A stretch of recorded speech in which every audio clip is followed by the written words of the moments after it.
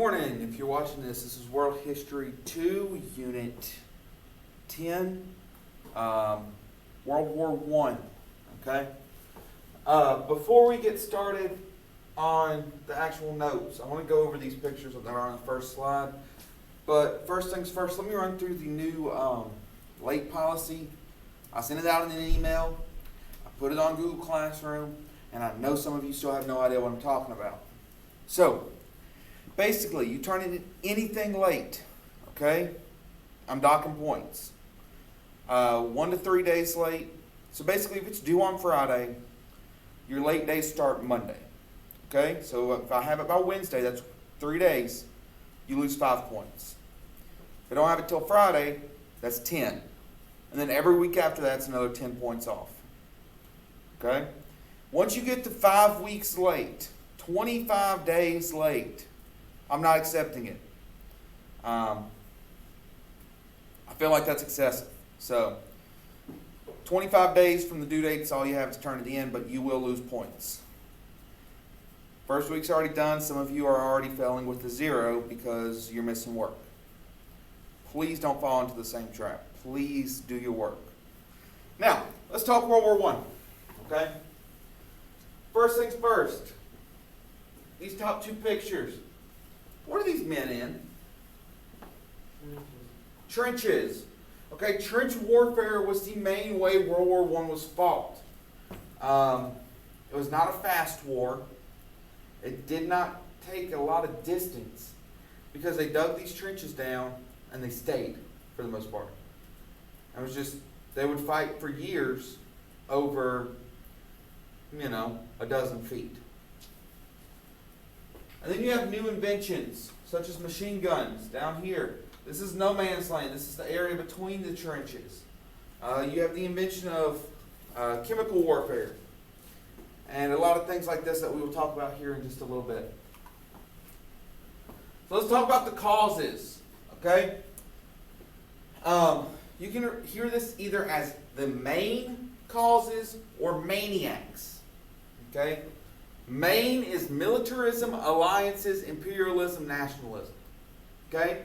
Maniacs is militarism, alliances. I'm trying to make sure I don't misspell maniacs. Nationalism, imperialism, alliances again, colonialism, and Serbia. Okay? So, here we have alliances that divided Europe into competing camps. You had two sides. You had the Triple Alliance and the Triple Entente. Which one of those was the good guys?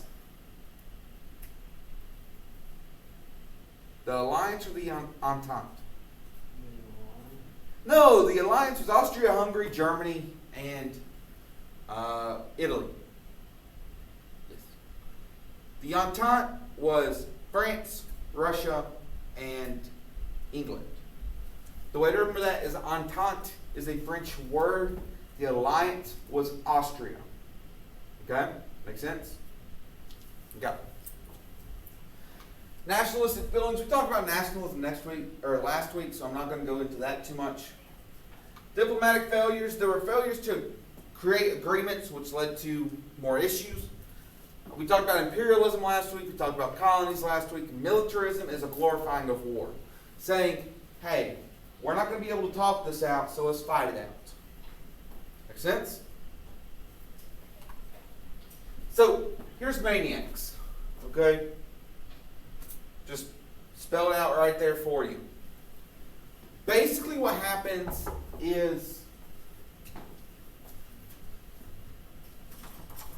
One second. Okay, hang on a second, guys. We got one coming in late.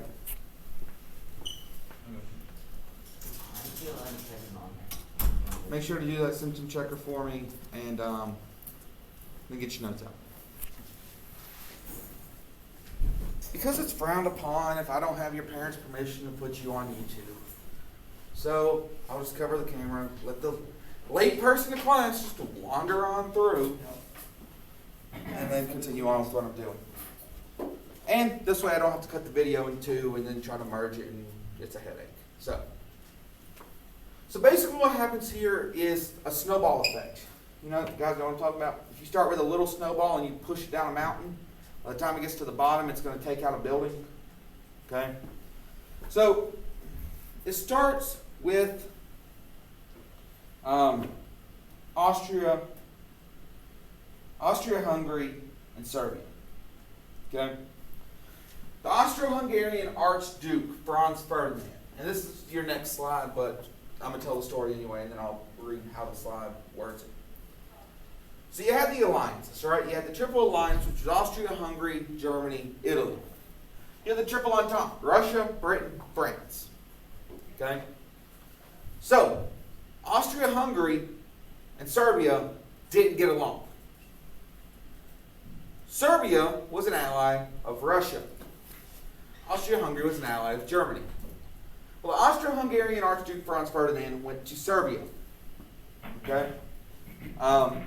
Or went to a city at the bottom of Austria-Hungary that Serbia wanted. Does that make sense? This was a place in Austria-Hungary, but it was mostly Serbian people living there. Kind of how if you go to the southern United States, you have more Latin Americans living there than if you go to like Montana. Make sense? Okay. So, what happens is Ferdinand goes here. Goes with his wife to try and go to this city. It was Sarajevo. And try to, make the people feel good. All right? They're going to go and try to defuse the situation. Made a mistake. He put his route of his little parade in the newspaper. There was a group of people who wanted to kill the Archduke, known as the Black Hand. Okay? They were a pro-Serbian terrorist group. One of the men in this group was Gavrilo Princip. And what happens is, they set up this way too complicated plan to kill the Archduke. So he's driving along, and one guy comes out with a gun, tries to shoot him. His gun jams, doesn't fire. He gets tackled. Another guy comes out, rolls a grenade under the car.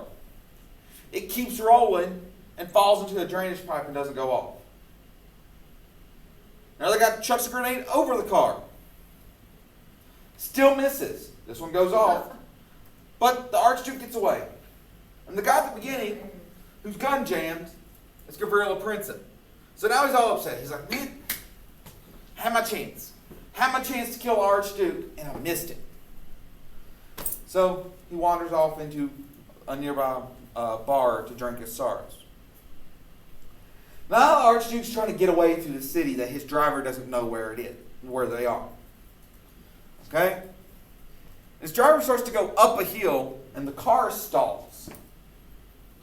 Rolls back down the hill, and he's stuck at the bottom. A guy wanders out and sees the Archduke sitting right there. Walks up and goes, BAM! BAM! Kills the Archduke, kills his wife. It's Princip. Princip got his shot again. So then he decided to run away. So he kills the Archduke, runs away, jumps into the river. The river's too shallow. He's injured. He's captured. He's killed. It doesn't end well for Princip. But the fact that 2 shots kills about 1 million people, if I remember my numbers right. Okay? Because World War I becomes a meat grinder. Okay? All because Princip killed the Archduke. Now here's the problem with that. They like to say that that's the spark that started the war. Sweet, I covered all that. Awesome. They like to say Archduke Ferdinand's death was the spark that started this war because Serbia declares war on Austria. Russia's allies with Serbia, Germany's allies with Austria. Russia and Germany declare war on each other, then all these other countries get pulled in because of alliances. The problem is, that happened on June 28th.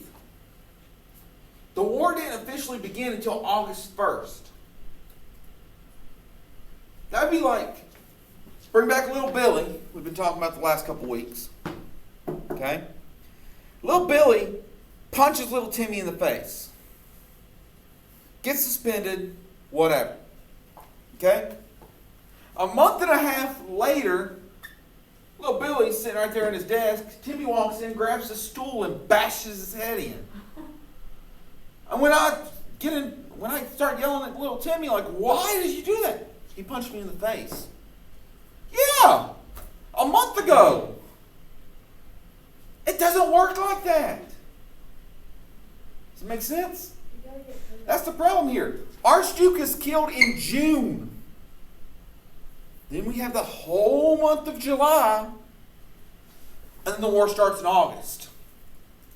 Does that make sense? You see the issue here? But as far as your test is concerned, assassination of the Archduke. So major events. We talked about the assassination of the Archduke. Okay?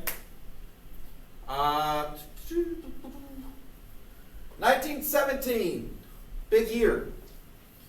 The Americans joined the fight. For 3 years, we stay out of the war. 1917, we joined the war. We'll get to more why in a little bit. But this was Woodrow Wilson. He was the American president during World War I. Okay? The way to remember that is Woodrow Wilson, World War. Easy enough? 1917, Russia leaves the war. Through the Treaty of Brest-Litovsk.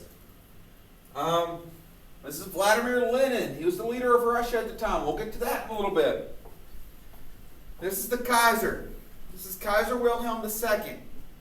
He was the leader of Germany. Okay? Right with me. Now, some things that happened that apparently weren't important enough for the notes, but I think are important enough to talk about. You have multiple battles right along the French, Belgian, German border. The reason is, sorry, online kids, you just won't get to see this for a second. So, you have Germany, okay? You have France, you have Belgium. France, as soon as they see the German military building, France barricades the border. If you're the Germans and trying to invade France, how are you going to invade France? Shortest route, right? You're going to go right at here. That's not what they do. They use what is known as the WHII plan. And they go through Belgium into France. Make sense? But then they get bogged down in the mud, and right here is where most of the fighting takes place. France doesn't learn because the Nazis use the exact same plan in World War II, and it works. And they take Paris in like 6 weeks. But World War I, WHII plan. This is where all the trench warfare comes. This is where you have artillery shells. This is where you have chemical warfare, the use of chlorine gas, mustard gas. It gets bad. It gets really, really, really bad. So, at first, U.S. says, we're out. This is a European war. We're not European. Y'all go for it. We're staying out of it. Then 3 things happen. The first thing is the Lusitania. It is an British passenger ship that left New York City. Was going from New York to Liverpool, England. The Germans told people they were going to sink this ship. They took out ads in the New York Times saying, don't get on the Lusitania. We are going to sink this ship. People still got on the Lusitania. Now, what happens is, May 1st it leaves. May 7th, a torpedo hits it. And then there's a mysterious second explosion. The mysterious explosion is the fact that the Americans loaded it up with ammo, guns, bombs to send to England. They were using it as a military cargo ship. So when the torpedo hit it, It set everything else off too. Ripped the ship in half. Okay? 18 minutes. It killed 1,100 people. Okay? Of those 1,100 people, 114 were Americans. So the Americans were like, okay, this is the line to get in the war. The Americans were like, okay, you got to stop Germany. Got to stop with the submarines. Then, this was the absolute dumbest thing the Germans could have done. I mean, this is so dumb. Zimmerman. At this point, if you were in Texas, you could care less what was going on in Germany and England and Europe with this war. You didn't care because you were Texas. You were the Americans. That ain't our war. That ain't our fight. Then this happens. The British intercept a telegram from Arthur Zimmerman. Okay? He was a German foreign minister to the German minister to Mexico, von Eckert. The telegram basically is going to the Mexican president saying, hey, we need you to invade the United States. We need you to keep them busy till we can win the war here. Then we'll come over and we'll help you win the war there. And when we beat the United States, we're going to give Mexico back Texas, Arizona, New Mexico, and California. Sounds good, right? Good deal. Problem was, it was intercepted by the British, given to the Americans, and the press got a hold of it March 1st and published it in newspapers nationwide. So February 28th in Texas, everybody's like, well, that's the European war. We don't care about that. March 2nd, death to the Germans. Hell is too good for these Huns. Let's go get them. Let's kill us some Krauts. Let's take the war to them. They didn't care until the Germans screwed up and said, hey, we're giving Texas back to Mexico. Texas didn't like that very much. Then what happens is between March 1st and April 6th, you got 4 more merchant ships of the United States sunk by the Germans. So on April 6th, we declare war on Germany. We jump right in that war. And we have big names fighting. Douglas MacArthur, George S. Patton. Okay? These guys are legends in the U.S. military. To the point where Patton was leading the tanks. MacArthur was leading the infantry. You also have Adolf Hitler fighting in World War I. He's fighting with the German army. He gets gassed. He gets hit with mustard gas. And is taken off the front lines. And he ends the war in a hospital. He learns of the German surrender in the hospital. At this point, Winston Churchill, who will be the Prime Minister of England during the Second World War, is the first, he's the Vice Admiralty of the Navy. Basically, he's in charge of the Navy. And he leads the British Navy through the Straits of Gallipoli to open a supply line to Russia, and it's a devastating defeat. Okay, Gallipoli is a devastating defeat for the British. To the point where Churchill loses his job in the government and has to go command men in the field in France. Trying to think who else. We'll talk about Stalin here in a second. Stalin plays a big role. Mussolini is a sniper for the Italians. I mean, all these big names from World War II have a major role in World War I. Okay? Does that make sense? This is where all of them get their start. So the Treaty of Versailles ends the war. Okay? November 11th, 1918, the war ends. An armistice is signed. Now, an armistice is not a peace treaty. Armistice literally just means the fighting ends. So the armistice is November 11th, 1918. Then the Treaty of Versailles is signed in 1919. Okay, it was signed in France. This was a very, very harsh peace for the Germans. Woodrow Wilson walks up with the 14 points. Okay? Basically, Wilson has his 14 points, and he's like, look, we want peace. We want peace to stay. This is what we're going to do. Now, the British and the French, they just want to beat the Germans. Okay? They want to beat the Germans into submission. The Japanese are here. Okay? Because the Japanese were allied powers. They were with the British and the French. They helped the good side, the good guys. But at the Treaty of Versailles, let's say the Japanese are sitting right here trying to take part in these discussions. The British and the French just kind of sidestep them and completely ignore them and dishonor the Japanese. And with the Japanese, honor is a huge thing. So as soon as they're dishonored, they leave. And that leads to them causing issues with World War II. So, basically what happens is the Germans are forced to pay reparations. Okay, these are payments for war guilt.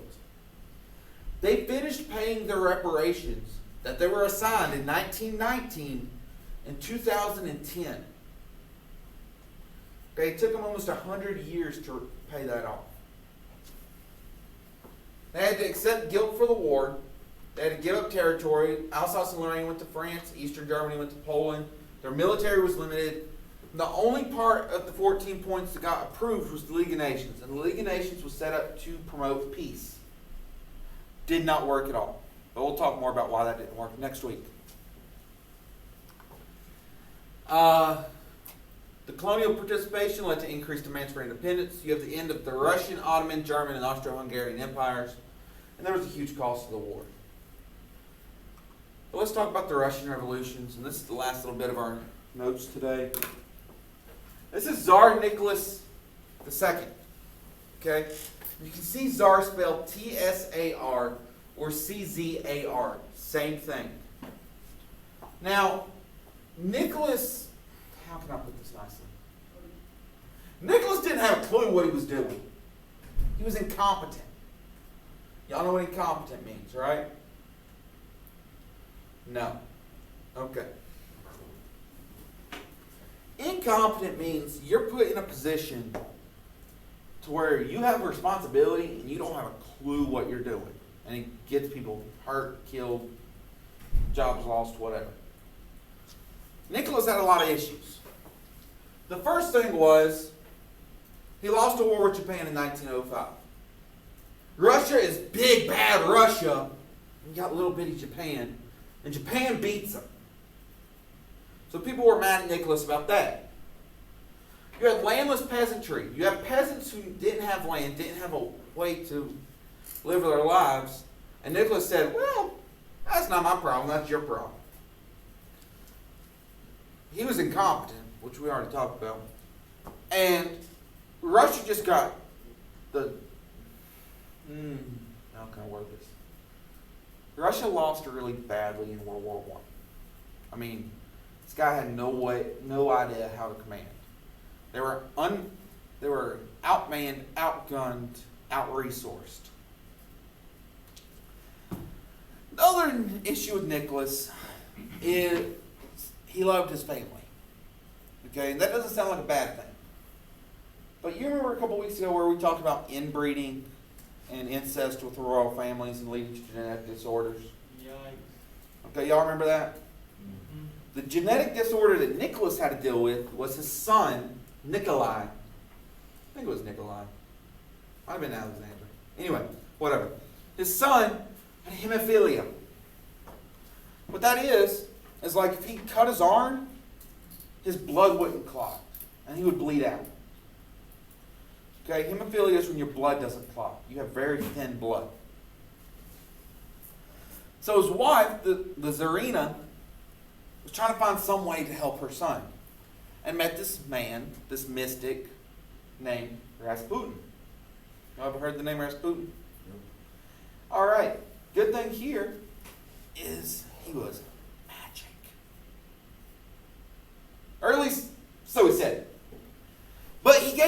Tsarina a lot of advice on how to help the son. And the Tsarina did everything he said. So then he was giving the Tsarina advice on what he would do with the country, and the Tsarina would take it to Nicholas. Now, if my wife gives me advice, am I going to listen to my wife? Bro, yeah. She knows what she's talking about. She's my wife. Why wouldn't I trust her? If some crazy-looking dude came up and gave me advice, would I listen to him? No. But if the crazy-looking dude's giving my wife the advice to tell me, I'm going to listen to him. Does that make sense? So the Russian people didn't like Rasputin. They thought he was influencing the Tsar. So they took him out into a field, shot him. Shot him in the head. He didn't die. So they poisoned him. He didn't die. They hung him. He didn't die. Finally, they castrated him. Yeah. Castrated him. Wrapped him up in a blanket. Oh, hang on. They castrated him, stripped him naked, wrapped him up in a blanket, tied the blanket closed, and threw him in the Muskov River in the middle of winter. Story goes later on they found the blanket. Didn't find Rasputin. Now in reality, the dude's dead. Okay? But they did try to kill him many, many times. Problem was, that didn't help the Tsar any. So the Tsar was overthrown in early 1917. And they set up a provisional government until they could figure something out. A provisional government is a temporary government. Okay? Then that provisional government was overthrown by Vladimir Lenin. This guy right here. Vladimir Lenin led the Bolsheviks. The Bolsheviks were communists. You can see communists, Bolsheviks, and Reds. They're all the same thing. They were overthrown in the Russian Civil War, which the communists were the Reds.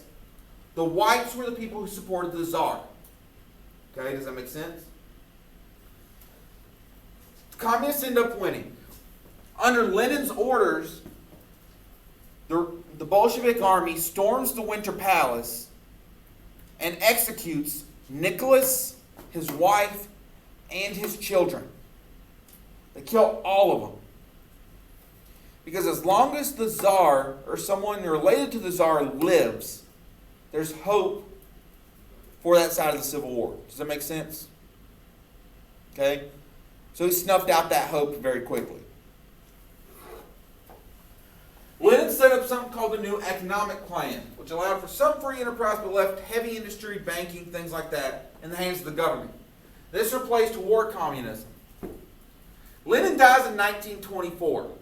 Okay, before he dies, he negotiates the Treaty of Brest-Litovsk to get Russia out of World War I. Then he found it's no longer Russia. It's the Soviet Union. Okay, does that make sense? For the next little bit, there is no Russia. From 1917 to 1991, Russia does not exist. It's the Soviets. Makes sense to everybody? Okay. Lenin dies in 1924, and there's two guys that have a legitimate claim to run the Soviet Union. You have Joseph Stalin, and you got Trotsky, Leon Trotsky. Stalin forces Trotsky to flee the Soviet Union. Trotsky runs to Mexico and goes into hiding. Stalin takes over the Soviet Union. Years later, I think it was in the 40s, pretty sure it was the 30s or 40s, a KGB unit finds Trotsky in Mexico and kills him with an ice pick. Stabs him through the eye with an ice pick and kills him. Stalin didn't play around. Okay? To the point, that's the next unit. We'll talk more about Stalin and the Great Purge next week. Any questions on World War I or any of this stuff? Okay. You guys have vocab test review notes. vocab quiz will go live tomorrow. Now, you all will take your test virtually this week. You won't take your test on Monday. Okay? It'll go live Friday. You guys will take it Friday or over the weekend. Reason is we're out of school next Tuesday for election day. So Monday we'll do the lesson instead of Tuesday. Does that make sense? So it still won't be due till Monday night, but your test will be virtual. Any questions on that? Okay. If you guys have any questions, anything like that, let me know. You can leave a comment, shoot me an email, whatever. I will talk to you guys later on.